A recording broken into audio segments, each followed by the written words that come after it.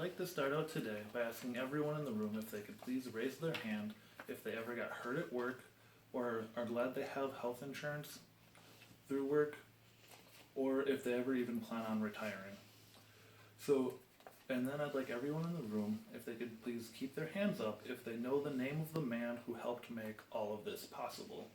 Well, according to the American Federation of Labor, as well as the Congress of Industrial Operations, they say that Nelson Hale Cruikshank is the man that helped make all the aforementioned things possible, by saying that he was best remembered as the leading voice behind Social Security and behind health insurance, particularly for the poor and the disabled.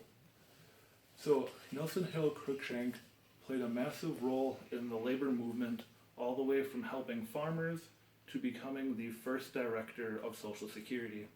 And today I'd like to take some time out of your day to explain a little bit about him, some of his ideas, as well as some accomplishments throughout his life. So starting out with him, he was born in 1902 in Brander, Ohio on June 21st. He was the son of a respectable grain merchant where he learned a lot from his father, from fair business, good trade, as well as respect for hardworking farmers.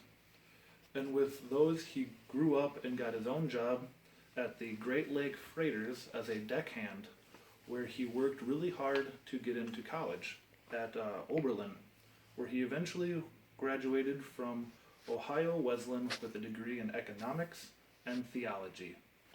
A little later, in 1929, 1 year after being married, he also graduated with a master's in divinity, where he accepted a apprentice pastorship with a small Methodist church, where he helped many people both economically and spiritually through the Great Depression. A little bit later, in 1936, Franklin Delano Roosevelt's New Deal was in full swing, and Nelson took this as an opportunity to help even more people. So he decided to join the Farmers Security Administration that helped thousands of farmers get up on their feet.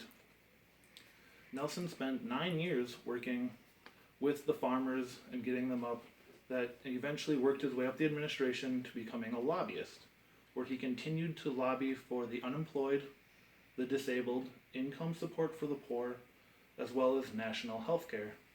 With many of these things passing, the government offered him a job as the first director of Social Security, where he then continued on to pass the Disabilities Care Act, as well as Medicare for the elderly, Medicare assistance for the elderly, and even played a major role in Medicare as we know it today.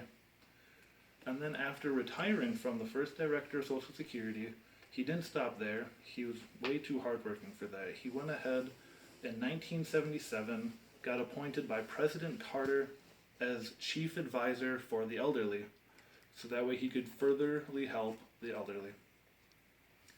Nelson believed that in his life that through good people and good deeds meant a good future. He believed that people were naturally good and wanted to help one another, that people didn't want handouts, but they wanted a way to earn a decent living. He really did not want a system that rewarded the poor and punished the rich, rewarded the rich and punished the poor for thinking that the poor people were lazy. So he really worked hard to try to change that system. He believed that if people were challenged, that they would come together not as individuals, but as many and as a community. Just another little tidbit towards that end, from a philosophy for Social Security written by Nelson Cruikshank himself, he quotes Sophocles by stating, "Of all human ills, greatest is the fortunes of wayward tyranny." Nelson himself worked really hard to give possibilities to people so that way they could lead a better life. All the way from being a pastor that helped many people through the Great Depression, through being part of FDR's New Deal that helped thousands of farmers, to being director of Social Security that helped many elderly get medical benefits, all the way to being advisor for President Carter, where he was able to advise the president about how to best help the elderly. Even President Carter himself mentioned that Nelson Hill Cruikshank was a wise and caring man.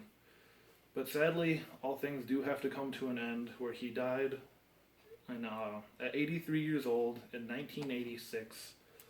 But he was at least a man that fought for the people, and he at least managed to at least see most of his dreams become a reality.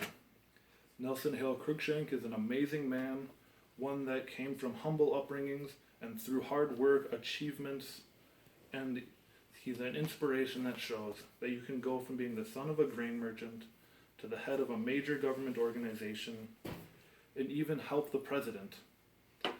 So he's an inspiration for all of us to try to go after. So remember next time that if you get hurt at work and need that disability check to get by, or if you're happy that you have health insurance, or even if you're retired and you really like the benefits that you have, remember that Nelson Hill Cruikshank is the man that helped make it all possible. Thank you.